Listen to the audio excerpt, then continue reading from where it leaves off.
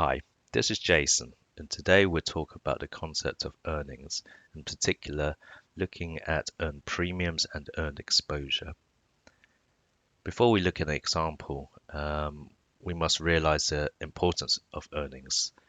The reason why earnings is important is because when an insurer underwrites a policy and thus a respective premium, it is not realized fully on day one.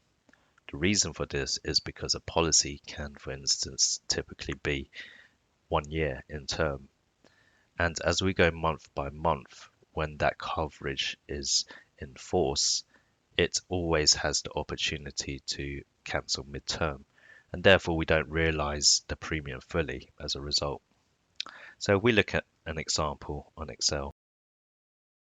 In column B, we have the months starting from 1st of January 2023 all the way to 1st of January 2024.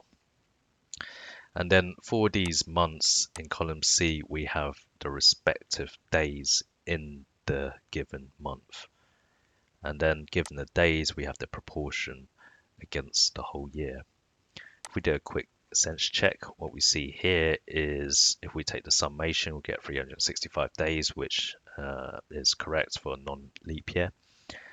And then the summation of the proportion gives the 100%. So we consider two scenarios, policy 1 and policy 2. Both of these policies, for sake of example, are effective 1st of January 2023.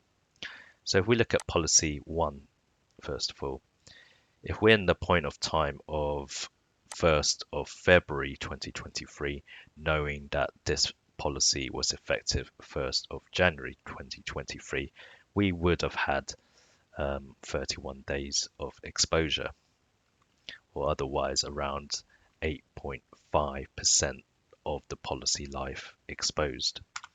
If we go into the next month, i.e. if we're in the point of time of 1st of March, then what we have would be accumulation of month 1 and month 2, i.e. January and February. So what we do is we can take the summation of January to February.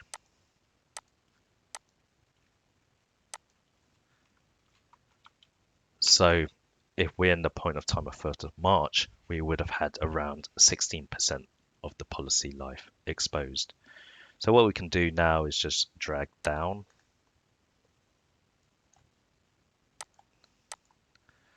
So as you can see, as we go month by month by month, and the policy remains in force, then essentially a year later, when we're after it was effective, we get 100% exposed policy.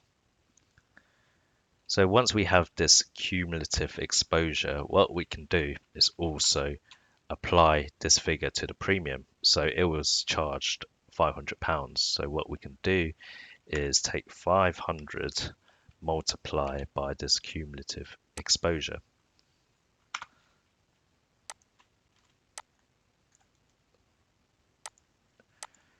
So what we can see is as we go month by month, the earned premium increases until after a full year, this is fully earned and we get to the £500 figure. So this makes sense. We've earned a policy fully, so we get to 100% exposure. And then because of that, correspondingly, we have £500 worth of earned premium. So we get all the premium. If we consider policy 2, this policy, for the sake of example, cancels exactly after 6 months. So it is basically earning 50% of its policy term. So we can do similarly what we did with policy 1. We can look at the exposure. So because it was effective 1st of January, and if we're in the point of time of 1st of February, then it would have had January fully exposed as 1 month's worth of exposure. So we can just take the figure from policy 1. And then we're considering the example where it cancels after 6 months. So we want 6 months worth of earnings. So 1, 2, 3, 4, 5, 6.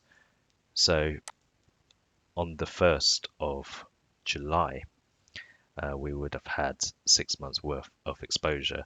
So this is just under 50% because depending on the number of days in a month, that would dictate the exposure. So even though it cancels after 6 months,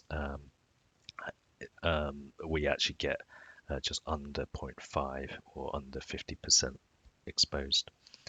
And then we can do a similar application of the exposure to premium. Instead here we get 1,000 premium because it's a more expensive policy for whatever reason. And then we take 1,000 multiplied by the cumulative exposure. So after cancellation, midterm cancellation, essentially we only earn premium of 495, which is just under the 1,000 expected. So this is really the importance of earnings. We cannot realize the £1,000 or the £500 premium initially. We have to consider month by month as the policy term develops. Then we can realize the premiums and exposure month by month. Obviously, because the earned premium is about half of what the written premium was. This goes to show that in the end, we don't realize what we initially expected. We realize about half of it. And then obviously half of it would be refunded to the customer, and there might be some admin or MTA related admin costs due to midterm cancellation that's also involved and needs to be taken account of separately. So this is just a very basic example of earned exposure and earned premium. So hopefully this is helpful, and I'll catch you in the next video.